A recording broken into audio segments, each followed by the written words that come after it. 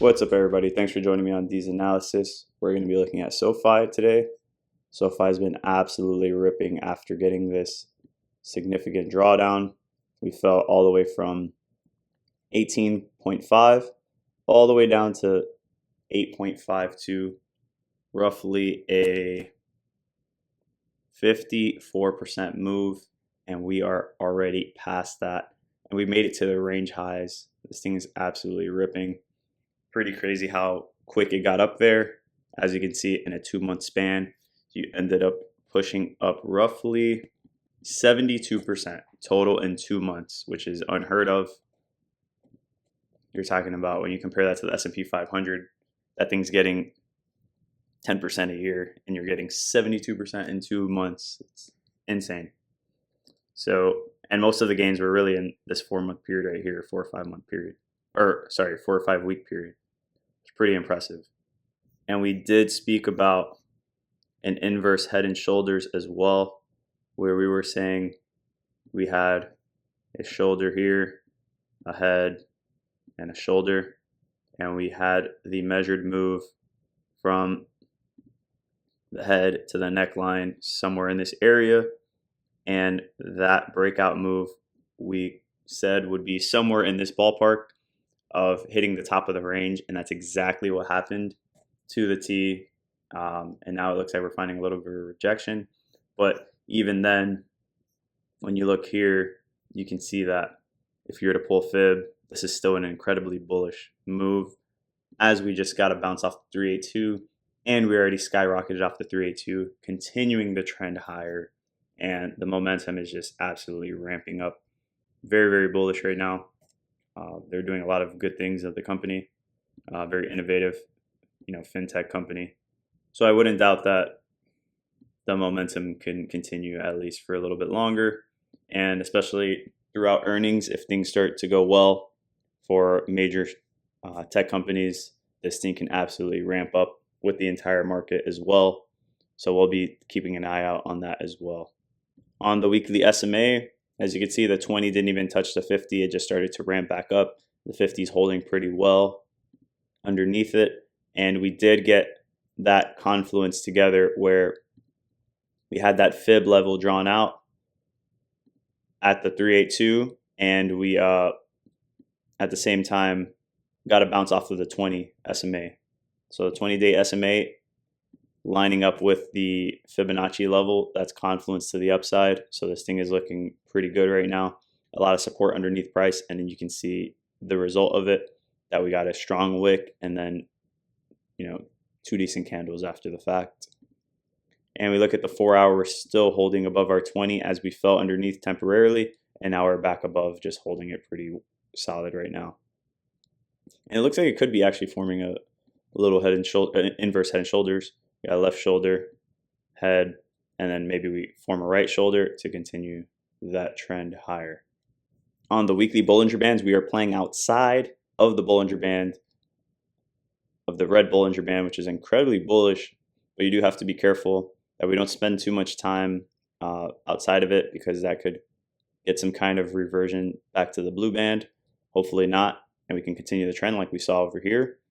But at some point, we will probably come into contact with it. But maybe once the band surpasses these levels a little bit higher, and then we go sideways into it and then continue, just how we did here, where we hugged the red band. As it started to increase the blue band, we just went sideways into it, and then we continued after we actually fell through it. But we'll see how it plays out this time. Maybe we bounce off the blue band and continue the trend without a major drawdown. Of course, depending on economic conditions and all that kind of stuff, and earnings. On the daily, you can see we were hugging the red band, and we actually ended up getting a bounce off the blue band, and now it looks like we're trying to make our way back to the red band and continue that trend just like we saw over here. So we'll hopefully see another move like that to continue this upward sloping trend line that we have. It's a pretty steep one at the moment. Actually, it looks like we had this one, and then it looks like we ended up having like a more steep trend line established here. So that's what we're looking at now. So we had this angle initially, and then we actually broke out of it for a more aggressive trend higher. So that's what we were looking at initially, pretty solid, and then we just started to go vertical really. We'll see if we can hold it. Remember, the steeper the trend line, the more likely it is to break, and the steeper the fall can become after a very, very sharp move up. On the weekly RSI, we are in overbought territory. We're actually sitting at like 73.5. We did touch 75. Last time we did make it all the way up to like 87 or so, and that was a very aggressive move. And we held it for a pretty long time. We held overbought from October to around January roughly. So we'll see if we can get a nice green shaded move like that, or if we find rejection off of this and then this comes back down to maybe retest this yellow moving average before continuing the move higher. On the daily RSI, we were already in overbought territory for a little bit of time in this last move here, and now we are starting to see some kind of divergence. As you can see, price is pretty much just trending upward, and if you see from that same period, we're actually going sideways really. We just went sideways here.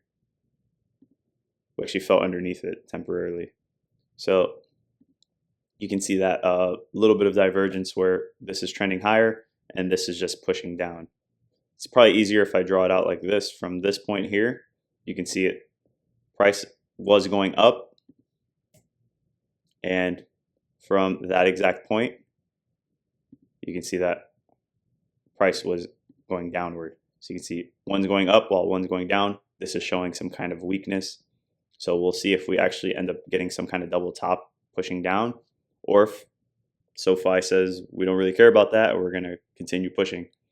So we'll see where institutional flows are coming in at and retail investors if the FOMO can continue. But this thing is absolutely ripping. On the weekly MACD, we held pretty well. We fell underneath the bearish line for a second and we absolutely ripped right back. Looking good. Momentum's increasing steadily. And on the daily, we're still in incredibly bullish territory, but we are seeing some kind of divergence again, like I said. So we'll see if it continues and we start to flip bearish. But right now the momentum's still upward, but we do have this red flip right now. We'll see if the blue can start to overtake the orange and it can be a continued momentum shift to the upside. Where we kind of see some kind of bull flag being formed because we have this upward sloping part right here and then the sideways action. So we'll see if it can trend higher. I don't think it's going to go all the way that high, but the point is it's bullish sideways and then it could continue bullish as price gets a little breather with the sideways action. Overall, you can see the different angles that we've had. We had this angle right here for the upward sloping trend line. Then we had this angle. So I am curious, are we going to come back to retest this angle again and continue it? That would be some kind of large drawdown. And then we also have this very steep angle from this April bottom that we're kind of holding right here. So we'll see if we go sideways into this and continue the trend, or if we end up going sideways into it, breaking, retesting, and then having some kind of double top falling down. That's kind of where I see SOFI right now. If we do break above this zone, I can see us holding, potentially retesting, and creating fresh highs off of this move here. That's all I have for you guys here on SOFI. Make sure you guys drop a like and subscribe. It always helps. I appreciate all your support, and I'll see you guys in the next one.